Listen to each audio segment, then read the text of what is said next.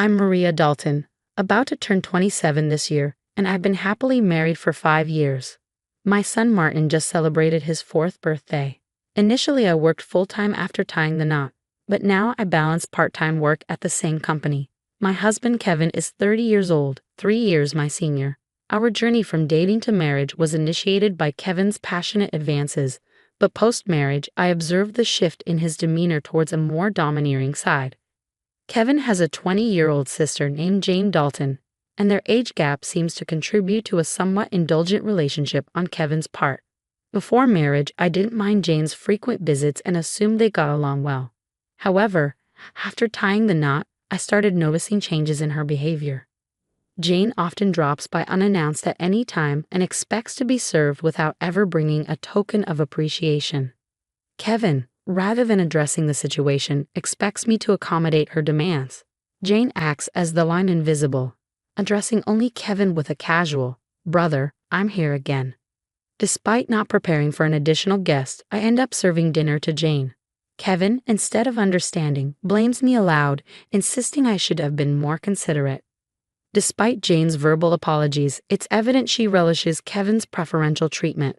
Left with leftovers, I prepare my own meal while Kevin and Jane continue their chat on the sofa, leaving the dining table messy.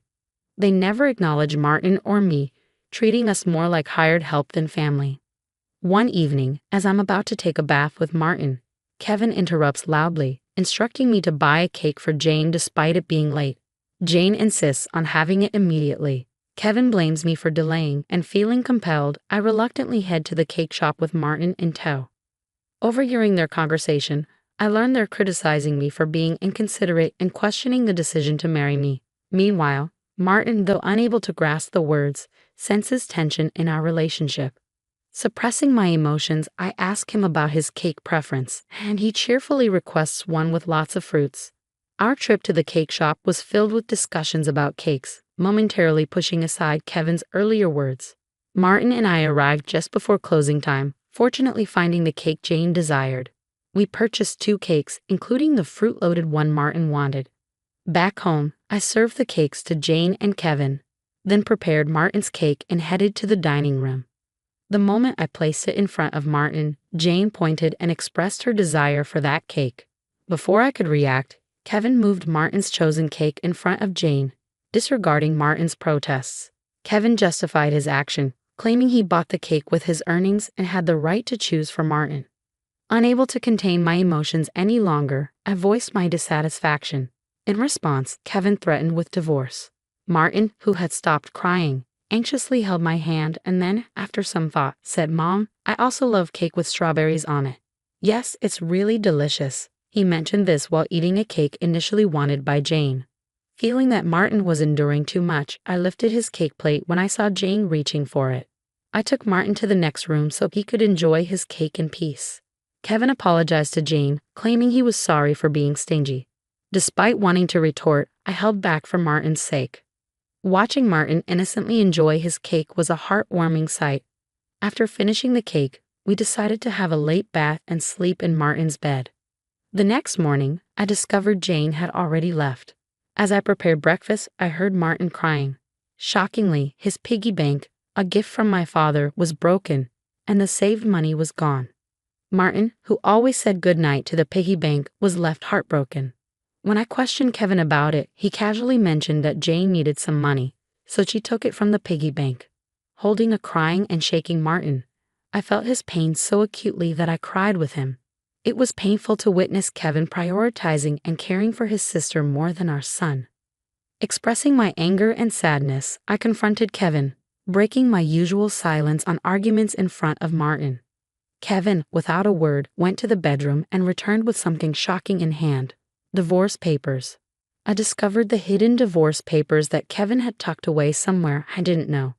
In a sudden burst, he confronted me, shoving the papers at me before storming out of the house with a loud bang. Martin, who had never cried over the issues with Kevin and Jane, seemed to have reached his limit, crying since last night. Unable to bear seeing Martin so hurt, I suggested skipping daycare for the day, and he happily agreed with a loud yes, showing a faint smile. We spent the day playing and bonding, with Martin bringing a picture book from the shelf, sitting on my lap, and happily remarking, "The teacher at the nursery today was Mama, right? He looks like an angel." His little heart seemed filled with patience, and I decided to make the day special by taking a day off from work. Despite causing potential trouble at my workplace, they kindly understood the situation and granted me a day off. In the morning, we visited the park, played hide and seek, and had fun in a sandbox and on the slide. When we returned home for lunch, Martin appeared sleepy, usually napping by himself. But today he fell asleep on my lap like when he was a baby. Though I initially thought of doing household chores during his nap, I decided that today was special. Instead, I allowed myself to be healed by his peaceful sleeping face and gentle breathing. However, my serene moment was abruptly interrupted by a noise from the entrance, indicating the front door had opened. As it wasn't Kevin's usual time to come home, I became suspicious and quickly hid in the bedroom closet, clutching Martin. A voice echoed through the house, and to my surprise, it was Jane. Trembling with fear, I listened as she searched for something, expressing frustration over not finding it. Jane then made a phone call, mentioning Kevin and discussing their unsuccessful search. After hearing her lock the front door and leave, I put Martin to bed and contemplated the strange events. I couldn't comprehend why Jane had entered the house and what they were looking for. Suddenly, Kevin seemed like a stranger, and I felt a mix of disgust and fear towards him. Swiftly packing essentials for Martin and myself, we headed to the station and took a train to my parents' house. Fortunately, their home was nearby, just 2 stations away.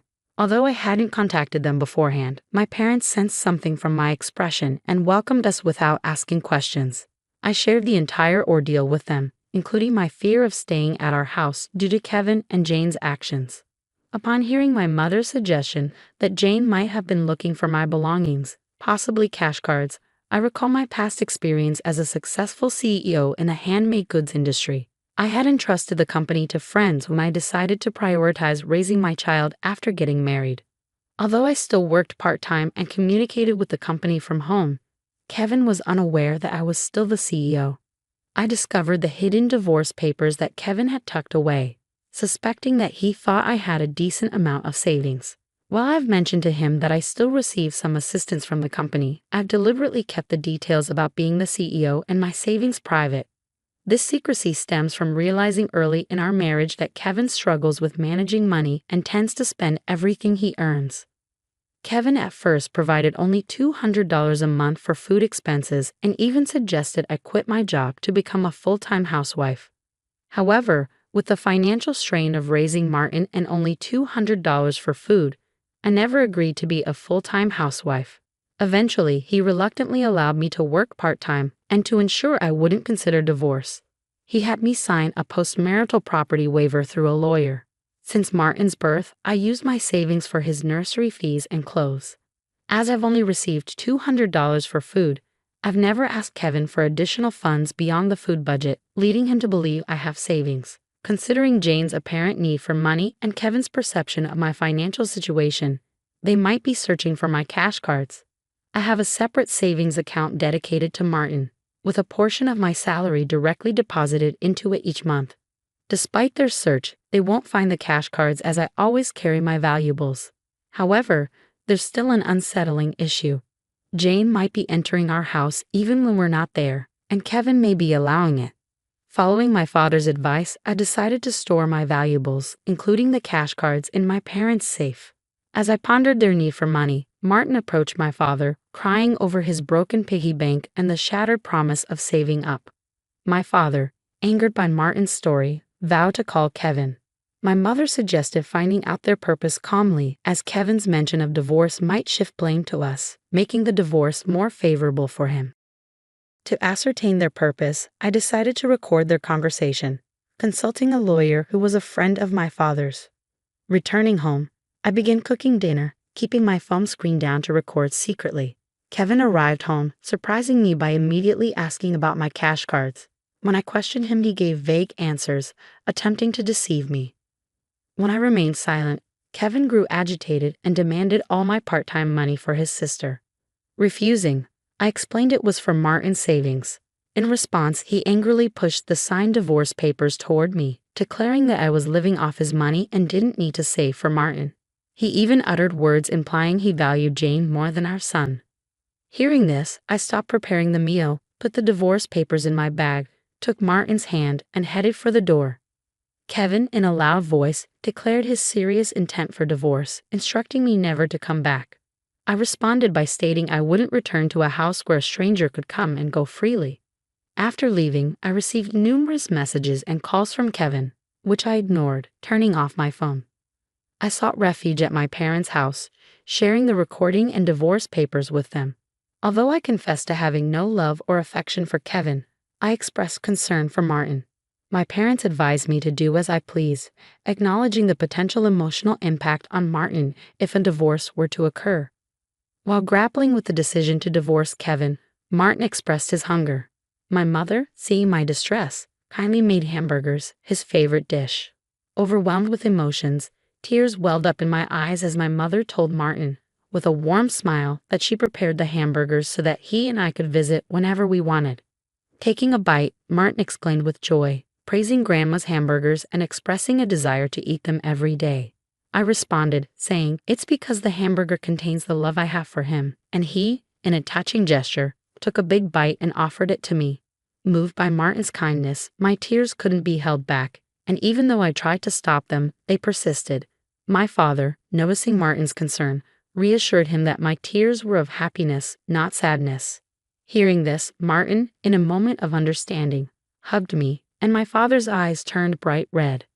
Realizing the blessing of being with family, I remarked to Martin that family is precious. Surprised, he questioned if Dad had mentioned that only Jane was family. My father gently confirmed it, but then asked Martin if he wanted to live with them as family. With a laugh, Martin happily agreed, making everyone smile. Naturally, despite contemplating divorce, the meal felt so happy that I finally decided to part ways with Kevin. I planned to inform Martin about it, and even though discussing it weighed heavily on my heart, Martin seemed to grasp the situation. Happily, he expressed the desire to live as a family, embracing the pet dog and calling him his younger brother despite the dog being older. Preparations for the divorce began, starting with contacting a lawyer who was a friend of my father. The next day, we formalized the contract, and my father and Martin shared comforting laughter while I laid in bed reminiscing about my childhood. The following day, upon checking my smartphone, I found over 200 calls and messages from Kevin, showcasing his emotional instability. Exhausted, I turned off my phone, and with the lawyer's assistance, we explained the situation to my parents. Jane had accumulated significant debt from a casino and shopping addiction, and Kevin acted as her guarantor, planning to use my savings. The lawyer confirmed that the divorce papers had already been submitted, and Kevin sobbed upon realizing it was finalized. Despite expecting disagreements about child support, he signed a pledge to pay $340 to Martin every month. In a subsequent call from Kevin, his tone lacked aggression, and he calmly admitted to financial manipulation and explained his complex feelings toward Jane. I firmly asserted my decision not to reconsider and heard his faint sobbing before he wished me happiness and hung up. Remaining strong until the end, I discussed future plans with my parents and decided to stay with them until Martin grows up. I resumed my role as a company president and later learned that Kevin and Jane had informed their parents about the divorce and debt, resulting in dissownment. Today, I find happiness being with my family. If you like story, please don't forget to subscribe the channel.